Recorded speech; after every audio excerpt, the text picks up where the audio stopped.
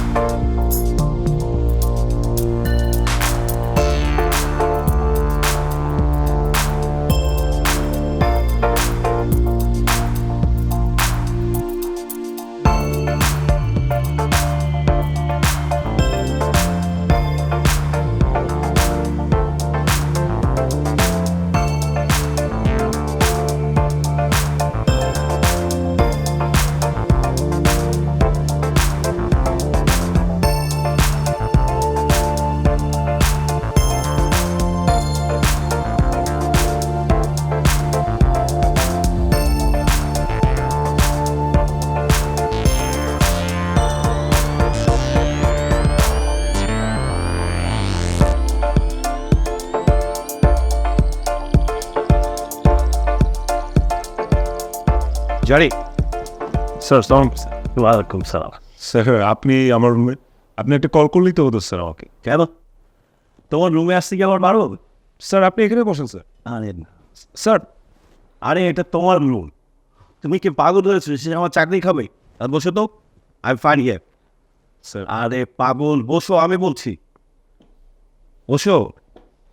শোনো, রাজ্য যার রাজাগিরিও তার।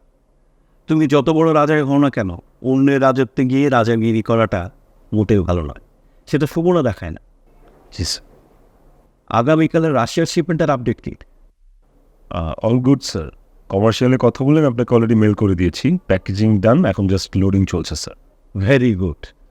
আমি আসলে মেলটা দেখার সময় পাইনি, তবে তুমি যেখানে আছো সেখানে আমি একদম নিশ্চিন্ত। আর বয়সও তো হচ্ছে নাকি? স্যার আপনি স্টিল অনেক ইয়াং। ইয়াল আমি?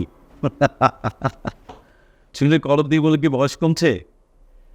আচ্ছা শোনো, আজ বিকেল 5:30টায় লিফানি ইউএসএর নেক্সট এন্ড কিছু বায়ার আসবে। ওরা আগামী সিজনের ফ্যাশন এবং ডিজাইন নিয়ে কথা বলতে চায়। আমি কিন্তু থাকতে পারছি না, ওরা এতদিন পরে লন্ডন থেকে এসেছে, আমাকে একটু উৎসবে থাকতে হচ্ছে। আমি চাই আমার তুমি তুমি মিটিং অ্যাটেন্ড করো। কিন্তু স্যার এটা তো অনেক হাই প্রোফাইল মিটিং, আমি এই মিটিংয়ে আমি তোমার প্রোফাইল হাই করে দেবো, ডোন্ট ওয়ারি। শোনো, আমি বিশ্বাস করি আজকের মিটিংয়ে যদি তুমি থাকো তাহলে এই মিটিংটা অরোরা মার্চেন্টের জন্য একটা দারুণ সুখবর নিয়ে আসবে। ওকে, দেন গেট রেডি। স্যার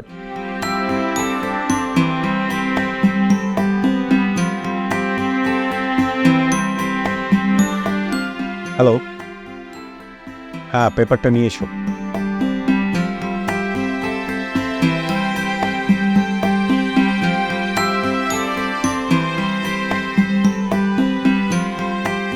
ওয়ালাইকুম সালাম। জারিফ, ফ্রি থাকলে একটু রুমে এসো তো।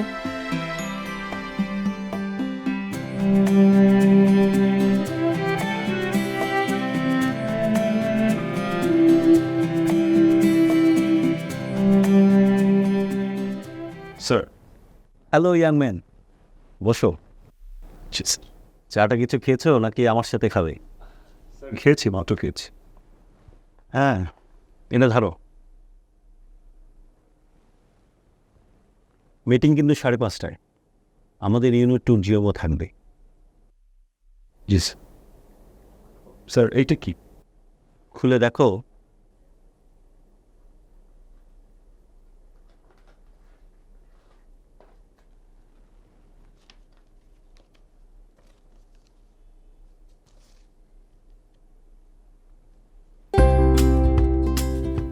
স্যার দেখো, আমি জানি এইসব মিটিং হাই প্রোফাইল ছাড়া হয় না,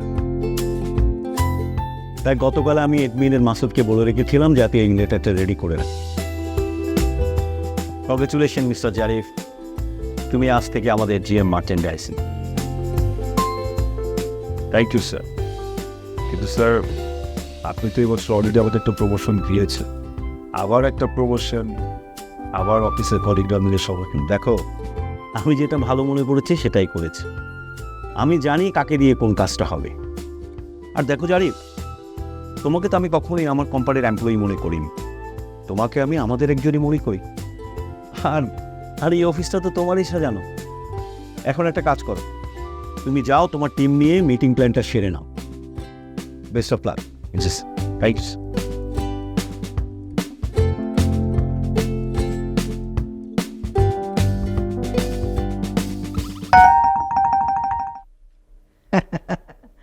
কেমন আছো জিরাফ জারিফ? ভালো আছি, তুমি কেমন আছে? ভালো আছি। হ্যাঁ, তুমি তো এখন বস হয়ে গেছো, আমাদেরকে পাত্তা টাত্তা দাও না। আরে না, একটু ব্যস্ততাটা বেশি, এই যে দৌড়াদৌড়ির উপর আছে। আচ্ছা, এই বসের রূপে ঘন ঘন কি এত কাহিনীটা কি? আরে তেমন কিছু না। এনিওয়েজ, তোমাদের টিমের পরপর 2টা শিপমেন্ট ক্যান্সেল হইল, রিজনটা কি? শোনো, অফিসে সব হলো অকর্মণ। আমি যদি অফিসে না থাকতাম তাহলে অফিসে যে কি হতো তাকে আল্লাহ মাহবুব জানে। আর বাদ দাও, ওটা তো পুরোনো ফান্ডা, ওটা তো একটা সলভ হয়ে গেছে। বসের সাথে কি কথা হলো? দেখো, আমরা কিন্তু ওল্ড বাডি, 8 বছর হলো একজন একজনকে চিনি, একসাথে অফিসে ঢুকছিলাম, বুঝলে তো তুমি? তেমন কিছু না, একটা মিটিং মাস্ট অ্যাটেন্ড করতে হবে, ওটার অ্যালার্টটা দিল জাস্ট, যেন কোনোভাবেই মিস না করি। আচ্ছা, এনিওয়েজ, টেস্ট স্কোয়ার জারা গ্রুপের যে ফাইলগুলো আছে এগুলো আমাকে আজকের মধ্যে মেল করবো, আমাকে একটু ক্রস চেক করতে হবে। ওকে, বাস।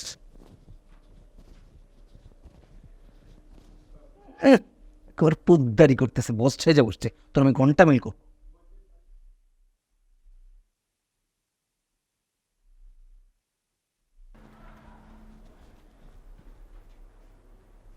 এটা কি হলো মাসুম ভাই? কত কিছুই তো হয়, আপনি কোনটা জানতে চাচ্ছেন? এই যে আমাদের এমডি সাহেব কথা নাই বার্তা নাই ধুম করে জারিফ সাহেবকে একদম জিএম বানায় ফেললো। মানে আমরা কি বাইং হাউসে কেউ কোনো কাজ করি না? আমরা কি ধরি না? ভাই, এটারে ধৈন্যা বলে না, এটা ধৈঞ্চা বলে। আপনি এক কাজ করেন, আপনি এমডি স্যারের রুমে যেয়ে জিজ্ঞেস করেন আপনি ধৈঞ্চা না অন্য কিছু। তবে ধৈঞ্চা না হইলেও আপনি ধৈঞ্চার কাছাকাছি কিছু একটা হবেন। এইটা আপনি কি বললেন? ঠিকই বলছি, আপনার পারফরমেন্স দিনকে দিন ডাউনের দিকে যাইতেছে। গত 2 বছর আগে প্রমোশন পেয়ে আপনি অ্যাসিস্ট্যান্ট ম্যানেজার হয়েছেন। শুক্রিয়া করেন, অন্যের পিছনে আর লাগেন না ভাই। শোনেন ভাই, আমাদের এমডি স্যারের মনটা অনেক ভালো, সে চায় না কর্মীকে ছাঁটাই করতে। আপনি আমার এইভাবে মুখে মুখে অপমান করলেন ভাই। আরে অপমান করলাম কই ভাই, জানতে চাইলে তো সত্য কথাটা বললাম। জানতে হবে আপনি নিজের কাজ করেন, আমার অনেক কাজ জমে আছে, আমি কাজ করতে হবে, আপনি জান।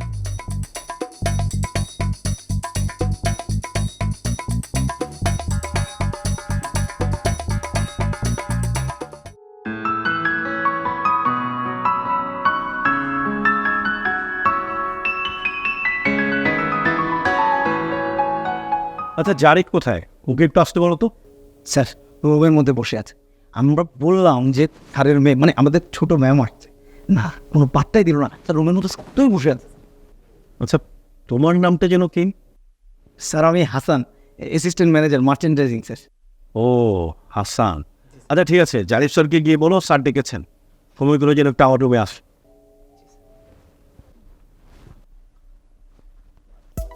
এই মাসুদ ভাই এইবার হারে হারে বুঝবে। হ্যাঁ, আচ্ছা দাঁড়ান ভাই, আমাকে বললো জারিফ স্যারকে ডেকে আনতে। সে কি আমার বস নাকি? অবশ্যই সে আপনার বস, সে হচ্ছেন জিএম আর আপনি হচ্ছেন অ্যাসিস্ট্যান্ট ম্যানেজার। তো কি মানে, আমরা তো একজন একজনকে তুমি করে বলি, মানে আমরা তো একই সাথে জয়েন করছি, তাই না?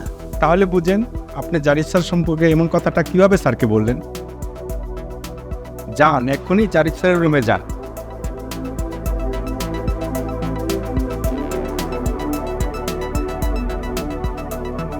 মানে বাবা এখানে আমার রুম কোনটা? আমাকে প্লিজ একটা বড় রুম দিবে, ছোটখাটো রুম কিন্তু চলবে না, আর ফুল ডেকোরেটেড হতে হবে। No idea, no way. শোনো, আমি চাইছি তুমি ফ্লোরের এমপ্লয়ীদের সঙ্গে বসে ডেস্কে সব কাজগুলো শেখো। হোয়াট? আমি এমপ্লয়ীদের সাথে? নো বাবা, নো ওয়েজ, হবে না। তা মানে দেখো, তুমি রুমের সাইজ নিয়ে ভাবছো, আর এই সব এটা তোমার।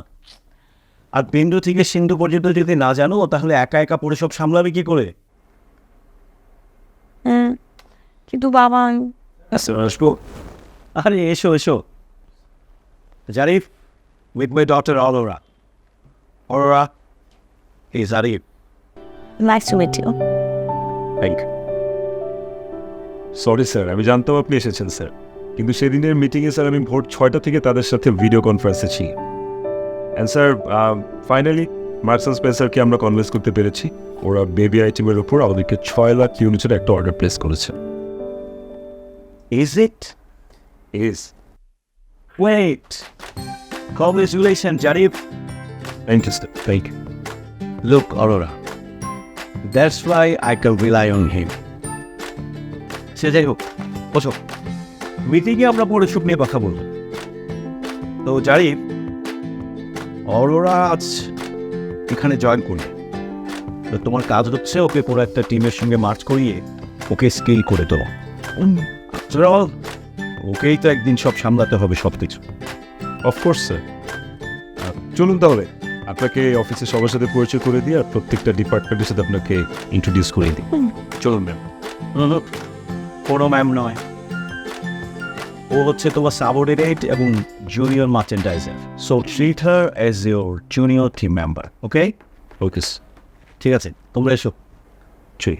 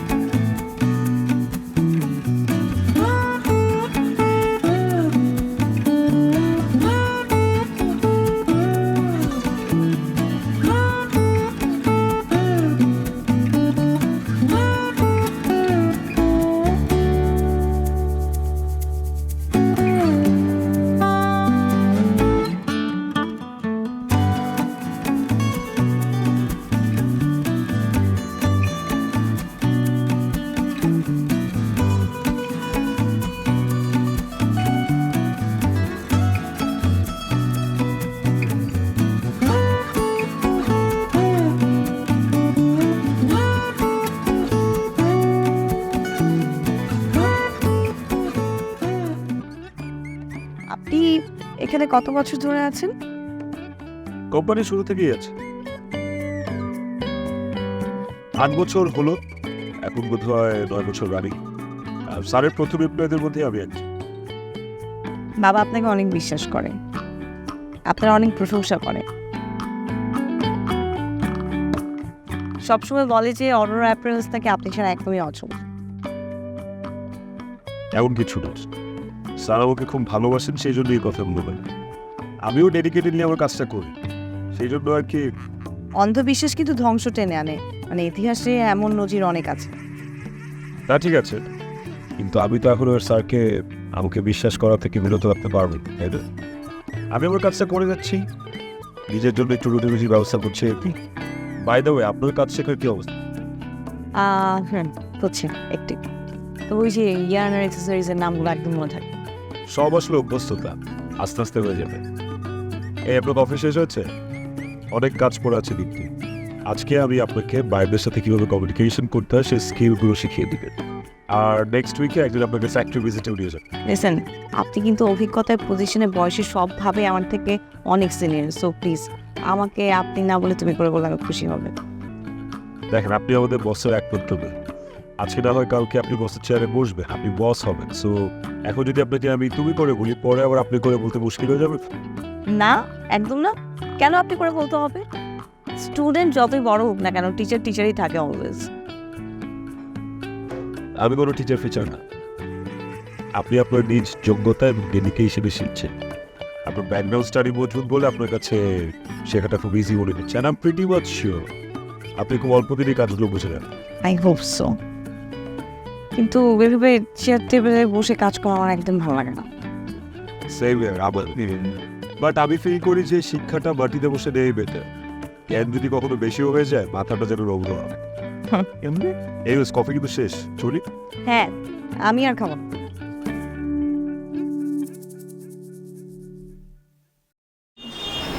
ঠিক আছে, ঠিক আছে।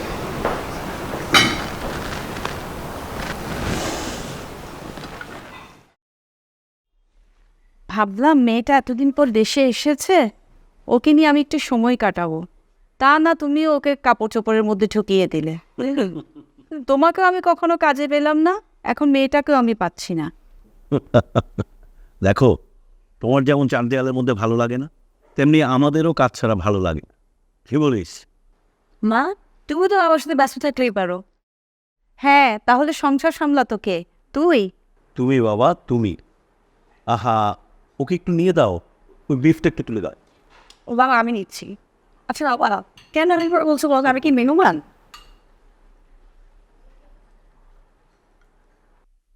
তবে তুই যে এত তাড়াতাড়ি সব কিছু আয়ত্তে নিয়ে নিবি, আমি কিন্তু সত্যিই ভাবিনি রে মা। এই কৃতিত্ব অবশ্য আমি জারিফকে দিতে চাই। বাবা, তুমি শুধু জারিফ জারিফ করো, আমার পরিশ্রমের কি কোনো মূল্য নেই? আর বাকি অনেকে তো আমাকে হেল্প করছে। তা তো নিশ্চয়ই আছে। জারিফকে পারলে তোর বাবা কলিজা কেটে দেয়। অবশ্য ছেলেটাও খুব ভালো। বাবা, ব্যস্ততার জন্য তো কোথাও ঘুরতে যেতে পারলাম না, কতদিন হয়ে গেল আসলাম, আমার কিন্তু খুব বোর লাগছে। হ্যাঁ, তাই তো। সরি মা। আচ্ছা, তোদের না কাল পোর্টে একটা মিটিং আছে, তুই এক কাজ কর না, মিটিংটা শেষ করে তুই আর জারিফ কোথাও গিয়ে বেরিয়ে আয়, আমাদের রেস্টুরেন্টেও তো যেতে পারিস। কি বলিস? বাবা, আবার জারিফ?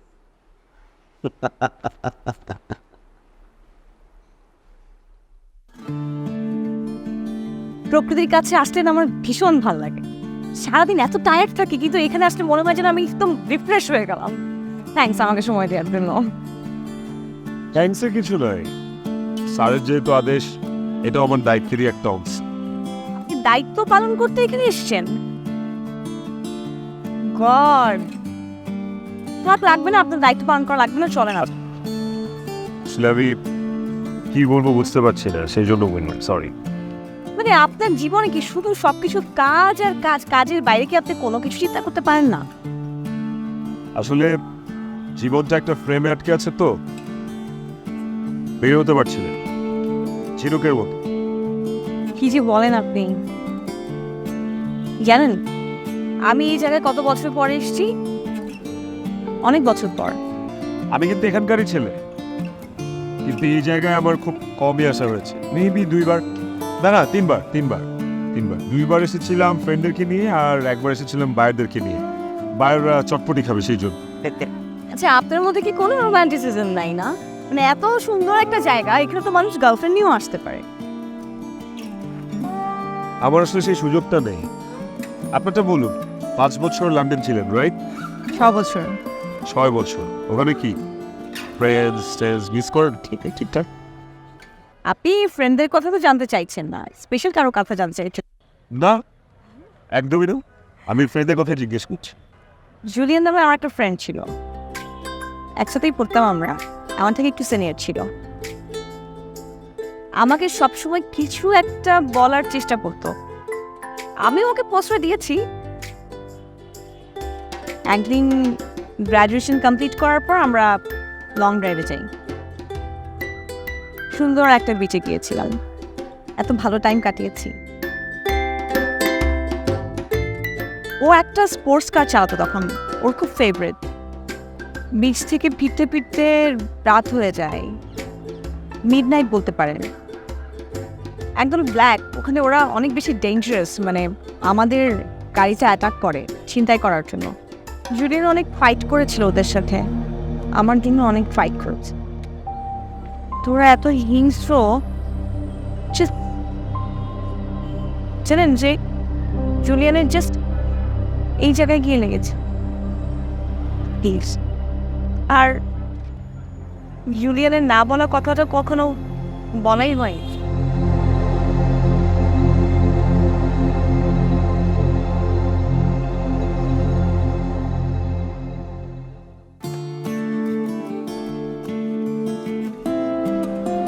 I'm sorry. Sorry. একটু করে একটি জায়গায় দিয়ে এসে আপনার ফিউচারি মশলা প্যাক। না, ইটস ওকে। চল সামনের দিকে যাই। দেখুন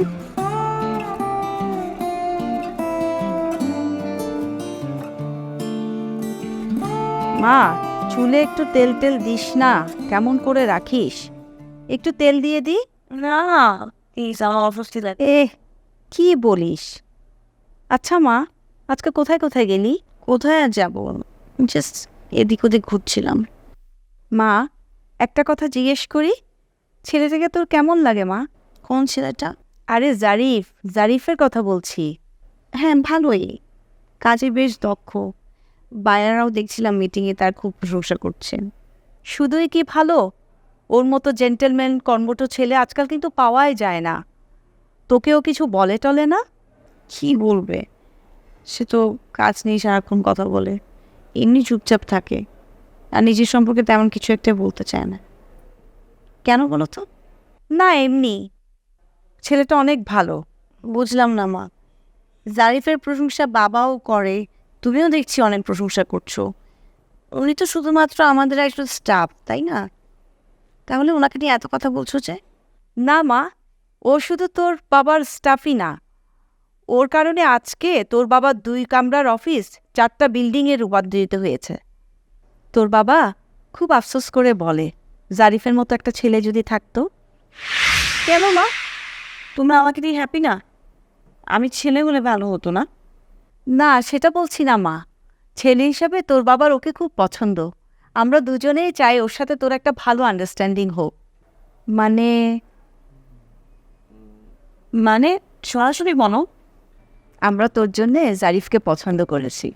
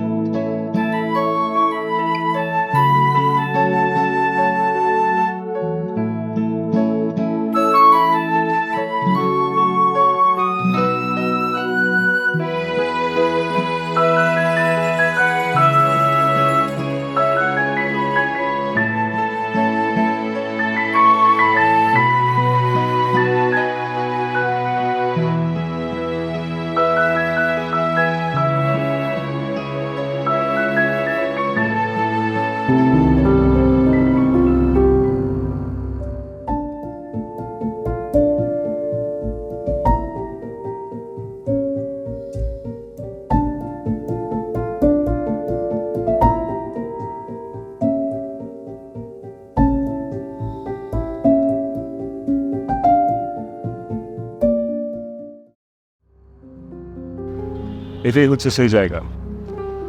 এই জায়গাটা আমার ভীষণ পছন্দের। এই জায়গাটার নাম দিয়েছি আমি অক্সিজেনের রাজ্য। কাজ করতে করতে যখন হাঁপিয়ে উঠি, হয় এই জায়গাটা আসি আর নয় ইউনিভার্সিটিতে চলে যাই। তারপর মন ভরে অক্সিজেন নিই। 1 মাসের অক্সিজেনের খোরাক পূর্ণ হলে তারপর আবার কাজে ঢুকি। আপনি কাজ ছাড়া কিচ্ছু বোঝেন না, না? আপনার সব কথার আগে আর পেছনে কাজ লেগেই থাকে। সেটা ছাড়া আর কিছু করার নেই যে, তাই। কেন আপনার তার নেই? ফ্যামিলি নেই।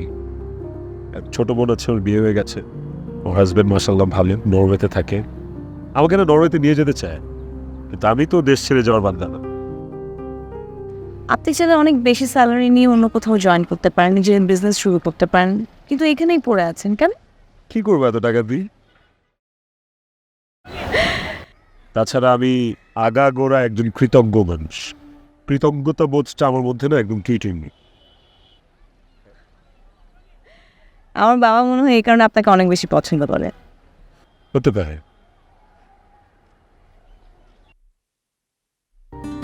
ইউনিভার্সিটি শেষ করে চাকরির জন্য পথে পথে ঘুরছিলাম। বাবা হঠাৎ মারা গেলেন, মাও তখন অসুস্থ হয়ে পড়লেন। লাইফে যে সময় টার্ন নেওয়ার কথা, ঠিক ওই সময় একটা জটিল অধ্যায়ের সাথে পরিচয় হয় আমার। বিশ্বাস করেন, চাকরির জন্য হন্যে হয়ে ঘুরছিলাম। হঠাৎ করে রাস্তায় চাকরির বিজ্ঞাপন দেখে স্যারের কাছে যে ইন্টারভিউ দেই, ট্রাস্ট মি, আমি এই ট্রেডের এই সেক্টরে কিচ্ছু জানতাম না।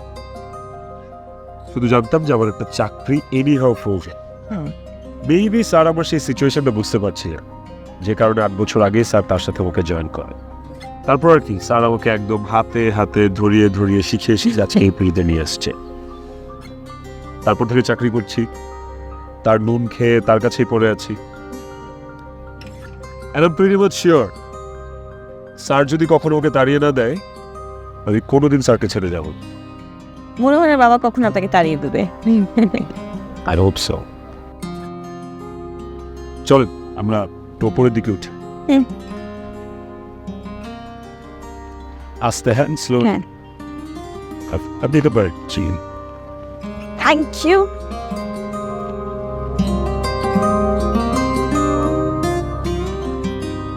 সুন্দর না জায়গাটা? কোন? প্রাণ খুলে নিঃশ্বাস নেওয়া যায়। অনেক হ্যাঁ।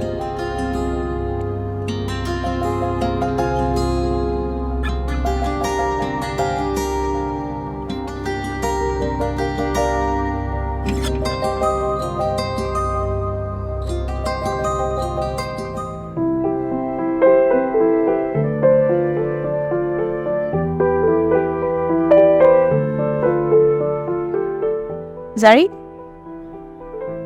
বাবার সাথে সাথে কিন্তু আমিও আপনাকে একটু পছন্দ করা শুরু করেছি। আপনি কি বুঝতে পারছেন?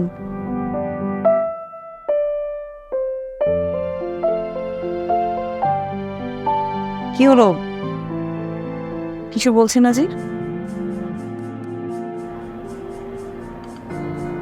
জি, বুঝতে পেরেছি।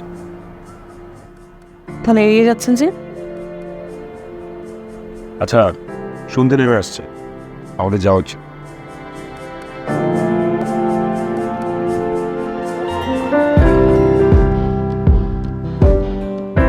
জারিফ, আমার মনে হয় আমি শুধু আপনাকে পছন্দই নাই, ভালোবেসে ফেলেছেন।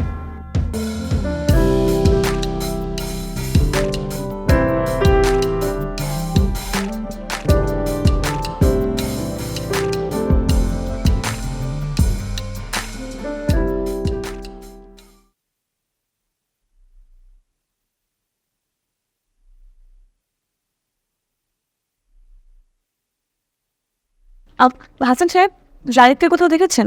জারিফ? না ম্যাডাম, সে তো 2 দিন ধরে অফিসেই আসে না। মানে তার অফিসে না আসাতে যে অফিসের কত বড় ক্ষতি হয়ে যাচ্ছে, এদিকে তো তার কোনো খেয়াল নেই। ও ম্যাডাম, আপনাকে একটা কথা বলতে চাই। হ্যাঁ, বলেন। কীভাবে যে বলি, না বলি, মানে হয়েছে কি ম্যাডাম, জারিফকে তো বিশ্বাস করবেন না। জারিফ কিন্তু, মানে আমি তো ওকে প্রথম দিন থেকে চিনি, সে কিন্তু মানুষ হিসেবে অতটা ভালো না। কেন, আপনার কি করেছে সে? আমার সাথে কি করবে না? আমি আপনার জন্য বলছি ম্যাডাম, ম্যাডাম সে যে বিবাহিত এটা কি আপনি জানেন? হোয়াট? ম্যাডাম সে একটা বিবাহিত পুরুষ, তার বউ তাকে রেখে চলে গেছে 2 দিনের মাথায়। আপনি চিন্তা করেন কত ভালো মানুষ হলে তার বউ বিয়ের 2 দিনের মাথায় তাকে ছেড়ে চলে যায়। What nonsense! ম্যাডাম আমি আপনার ভালো চাই, আপনি দরকার হলে খোঁজ নিয়ে দেখেন, মানুষের ভালো চাওয়া যদি অপরাধ হয় তাহলে আমি অপরাধী ম্যাডাম।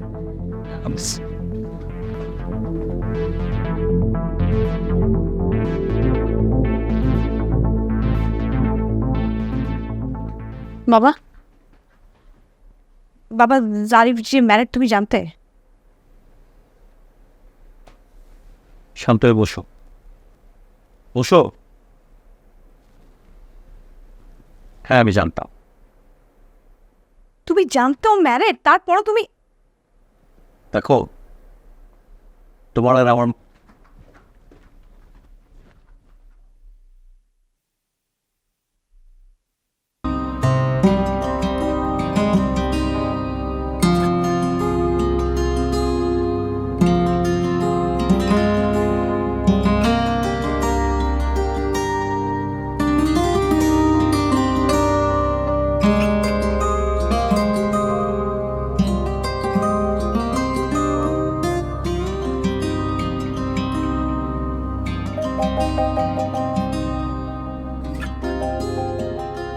চারিদিকে মিথ্যার সাম্রাজ্য সাজিয়ে খুব নিজেকে সাধু প্রমাণ করেন, তাই না?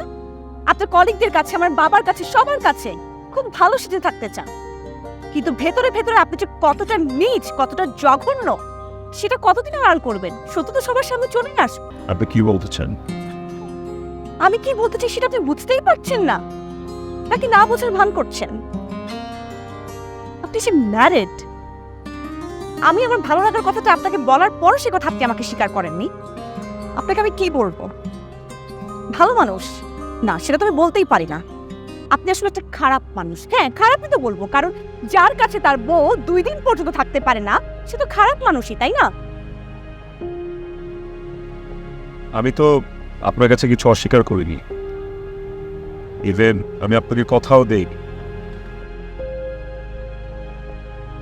ওটা আমার জীবনের অন্য একটা অধ্যায়।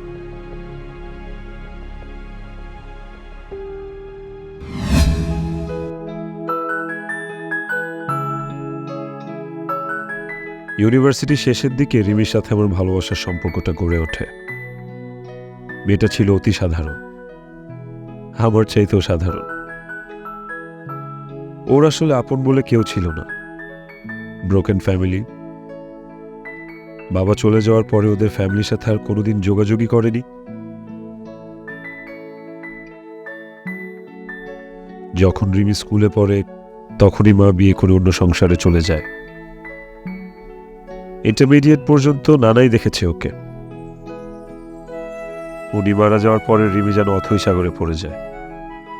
চট্টগ্রাম ভার্সিটিতে ভর্তি হওয়ার পরে প্রতিদিন ক্লাস করে শহরে এসে টিউশনি করে আবার অনেক রাতে ওকে হলে ফিরতে হতো। এভাবে 5-5টা বছর নিজেকে টেনে নিয়ে পড়াশোনা শেষ করে রিমি। এমন একটা সময় ওর সাথে আমার পরিচয় হয়, আর পরিচয় থেকে প্রণয়।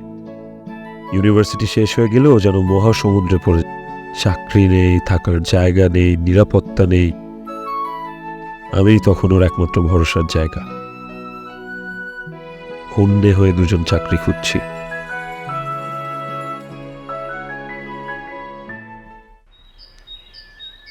বসো।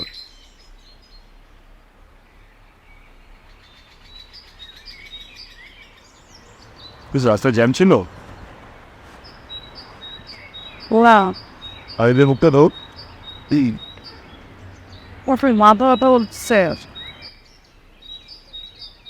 হেমে কি অবস্থা হয়েছে, লাল হয়ে গেছে।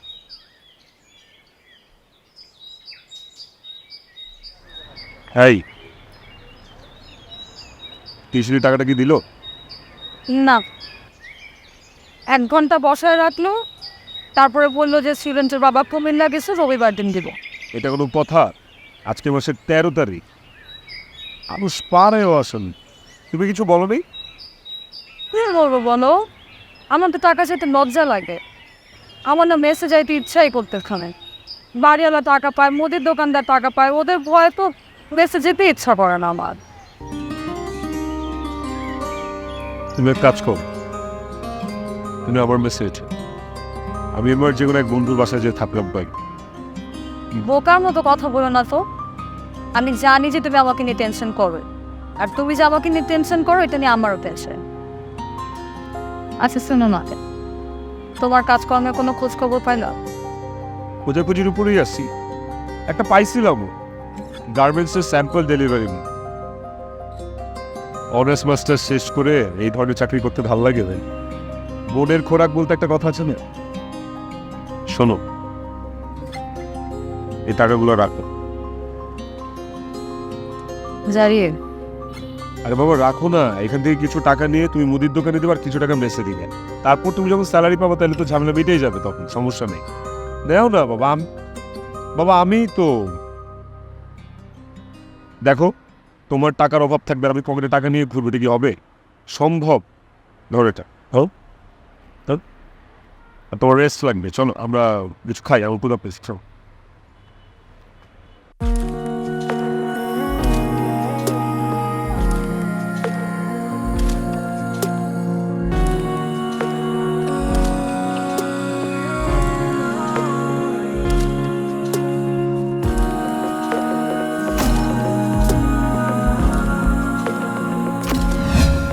টিউশনের টাকাটা পেলাম,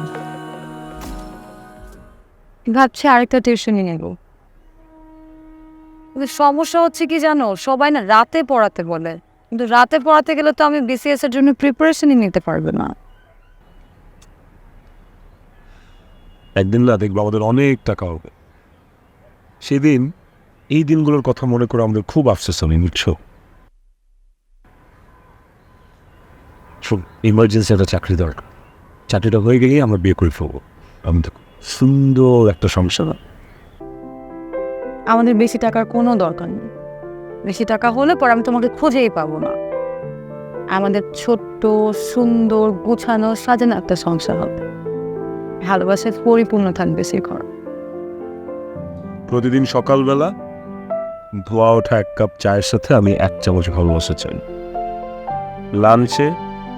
লাঞ্চ বক্সের মধ্যে একটা বক্সে মশলাযুক্ত ভালোবাসা চাই। আর রাতে ধোয়া ওঠা 1 কাপ কফির সাথে আমি 1 মুঠ ভালোবাসা চাই। মাত্র 3 বেলা হয়ে যাবে? আমার তো এত অল্পতে হবেই না। আমার 24 ঘন্টা অথবা 40 মিনিট অথবা 46,400 সেকেন্ড ভালোবাসা চাই। পাগল একটা তুমি।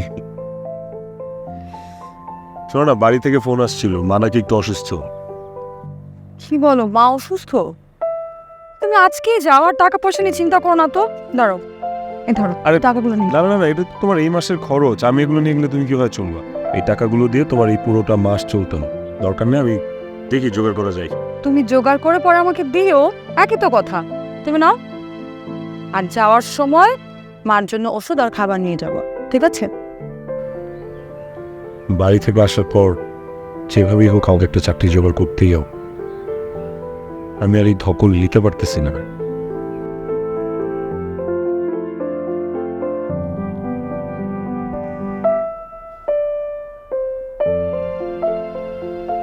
কিছু দিবি?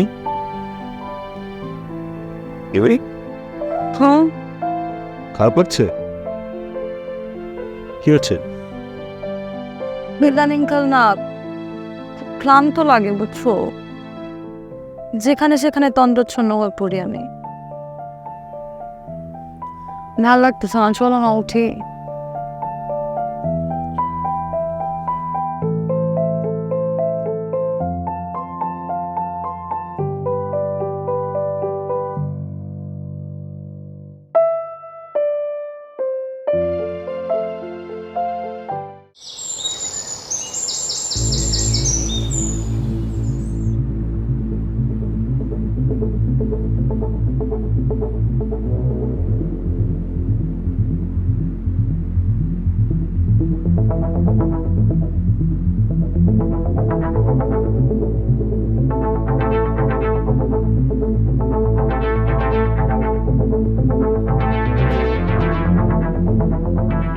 দাঁড়ান দাঁড়ান,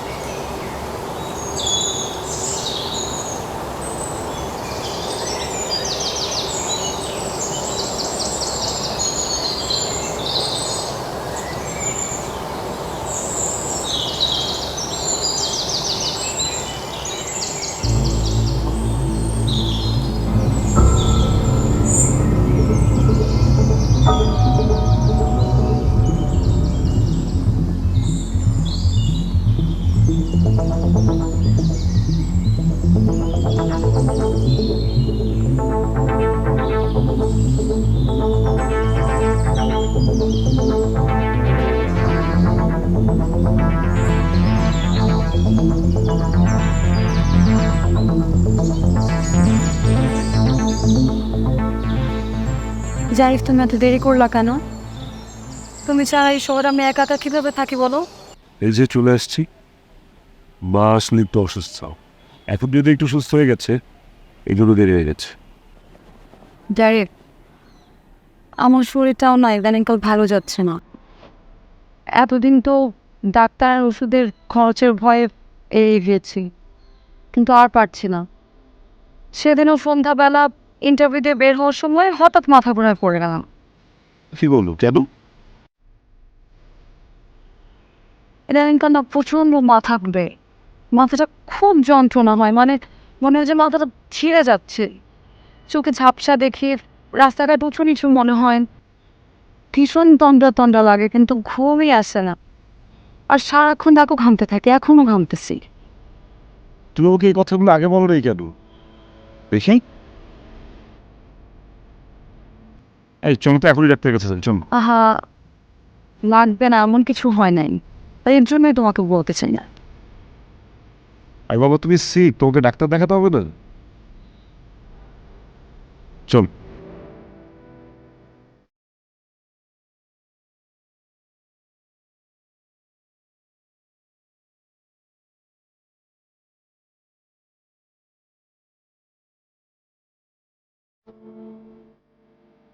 স্যার স্যার স্যার কী হচ্ছে স্যার? মেয়েটা আপনার কি হয়? এটা আমার ফ্রেন্ড হয়। শুনুন, ওকে যত দ্রুত সম্ভব দেশের বাইরে কোথাও নিয়ে যান। স্যার কী হয়েছে ওর? Brain cancer, it's now in the last stage. Please please আপনি উত্তেজিত হবেন না, শান্ত রাখুন নিজেকে। দেখুন, যেখানেই নিয়ে যান তার আসলে বাঁচার সম্ভাবনা একদমই 0%, আল্লাহ যদি না চান। আর যে কদিন বেঁচে থাকে তার জন্য প্রচুর টাকার প্রয়োজন। আপনারা যদি বাইরে কোথাও নিতে না চান, এখানে অ্যাডমিট করে রাখতে পারেন, আমরা আমাদের মতো যথাসাধ্য চেষ্টা করি।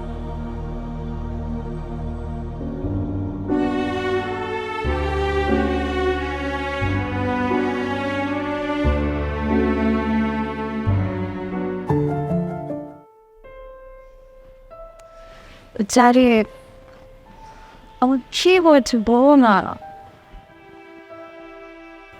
সেরকম হাসপাতালে পড়ে থাকলে হবে বলো? ও টিউশনই আছে না, আর এখানে যত থাকবো তত বেশি খরচ। তো অপারেশন করে দাও, বড় অপারেশন। কিসের অপারেশন? কত টাকা লাগবে? 1 কোটি টাকার মতো লাগে। ডাক্তার তো তাই হ্যাঁ, তোমার কি মাথা খারাপ হয়ে গেছে জারিফ? হাসপাতালে এসব কথা বলে 10 টাকা আনার মতো আমার জন্য কেউ নাই। ইচ্ছে জারিফ, তোমারও তো আমি আর মা ছাড়া আর কেউ নাই। যেটাই হোক তোমার কিন্তু আমাকে বলা উচিত। বলো জানো, বলো।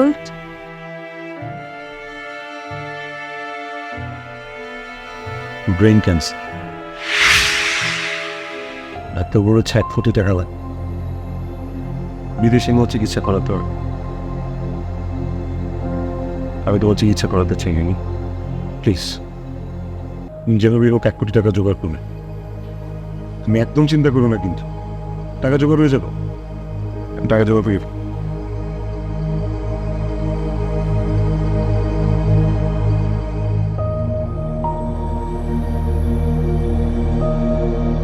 হ্যাঁ বাবা, না আমি আসবো ওদের সাথে থাকবো আমি।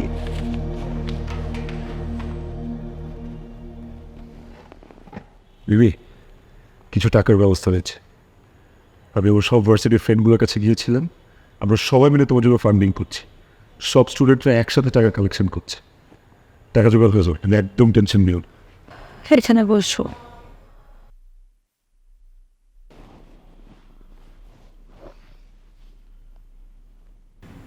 জারিফ, আমি জানি ছুটি হবে না,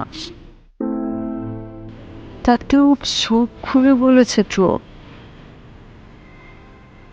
ক্যান্সারের সেল আমার ভেনে ছড়িয়ে গেছে।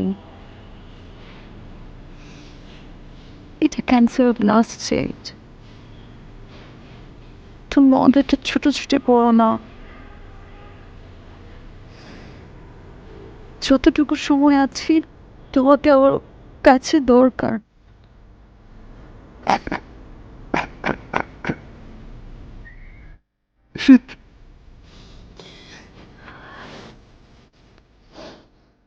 শরীফ, ভালোবাসা কি জিনিস সেটা আমি তোমার কাছ থেকে পেয়েছি।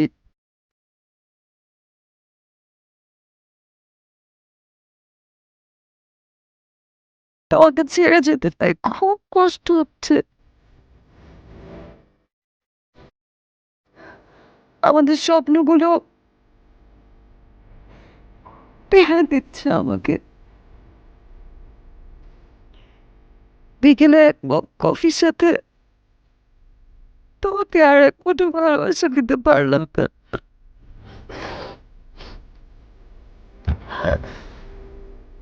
কিন্তু তুমি দেখো, একটা সময় সব ঠিক হয়ে যাবে।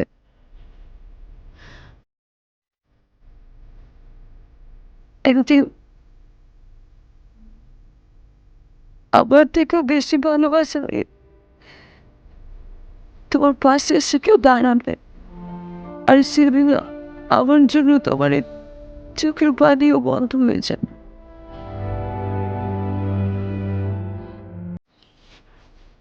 কে বেশি আমি এত সহজে হার মানব না।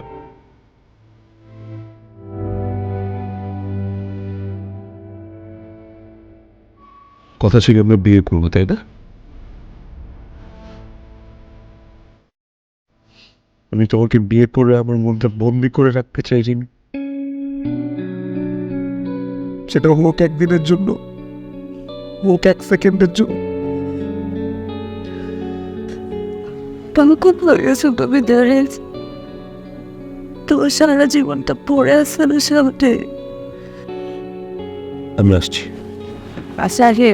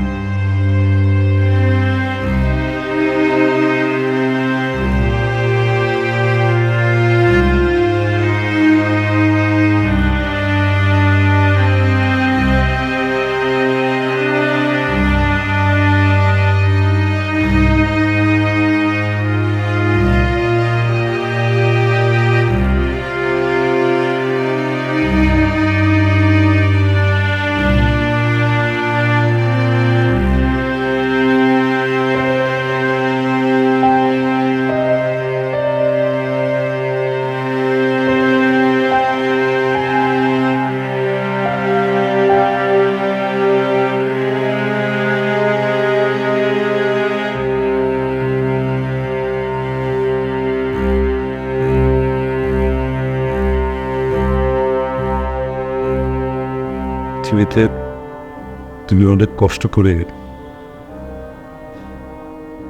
একদিন হয়তো আমার অনেক অধেন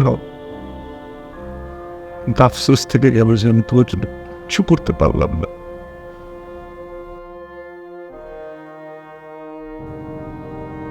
প্লিজ তুমি ওকে মাফ করে দাও।